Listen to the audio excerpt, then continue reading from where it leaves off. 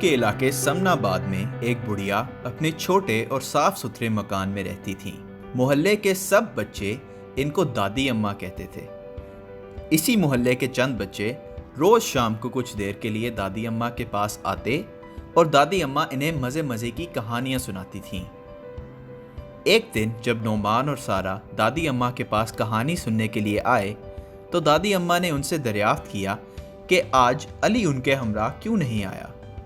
علی تو پچھلے کچھ دنوں سے بیمار ہے، اس کی گلی میں کوڑے کا ڈھیر لگا ہوا ہے، اس وجہ سے اس گلی کے رہنے والے آئے دن بیمار ہوتے رہتے ہیں۔ یہ معاملہ تو دن بدن بگڑتا ہی چلا جا رہا ہے، اس کا جلد از جلد کوئی سد باب ہونا چاہیے۔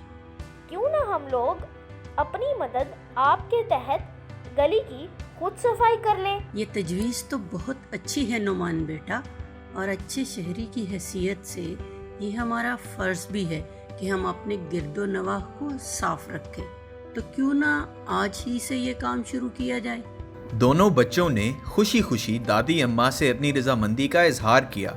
میرے پاس ایک جھاڑو اور ایک کوڑا دان موجود ہے، آپ دونوں بھی اپنے اپنے گھر سے ایک جھاڑو اور کوڑا دان لے آئیں، اور اچھے شہریوں کی طرح وقت کی پابندی کرتے ہوئے ٹھیک 15 منٹ میں واپس آ جائیں، تاکہ ہم شام ہونے سے پہلے اپنا کام مکمل کر سکیں۔ نعمان اور سارہ جب اپنے اپنے گھر سے جھاڑو اور کوڑا دان لے کر آئے تو دادی اماں اپنے گھر کے دروازے پر ان کا انتظار کر رہی تھیں۔ تھوڑی ہی دیر بعد یہ لوگ علی کی گلی میں موجود تھے اور صفائی کا کام شروع ہو چکا تھا۔ دادی اماں نے جھاڑو لگایا اور نعمان اور سارہ نے جلدی کوڑا اکٹھا کر کے کوڑے دان میں ڈالا۔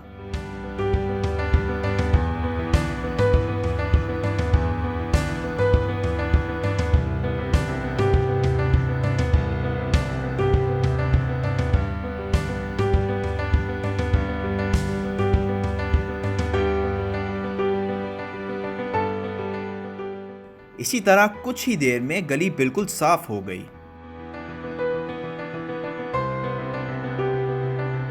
دادی اماں نے بچوں کو ان کی کارکردگی پر شاباش دی اور انہیں تاکید کی کہ اب وہ اپنے گھر پہنچ کر نہائیں، کیونکہ اپنی گرد و نواح کے ساتھ ساتھ اپنی صفائی کا خیال رکھنا بھی اچھے شہریوں کی بنیادی ذمہ داری ہے۔